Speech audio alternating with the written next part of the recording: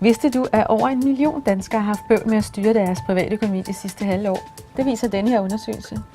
Jeg har 3 gode råd til dig, så du kan få styr på din økonomi. Det første du gør for at få styr på din privatøkonomi, det er at bruge din mobil eller din smartphone. Gå ind i netbank og bestil saldokontrol. Det koster ikke noget. Til gengæld så får du besked hver eneste morgen om, hvor mange penge der er på din konto. Det næste du gør for at få overblik over din økonomi, det er, at du laver en liste over alle de penge, der går ind hver måned, og en liste over alle de faste udgifter, du har. Så ved du, hvad der er til overs til mad, bøger, fornøjelser osv. Det hedder et budget. For det tredje, så spar op hver eneste måned. Hvis du ikke allerede gør det, så se at komme i gang.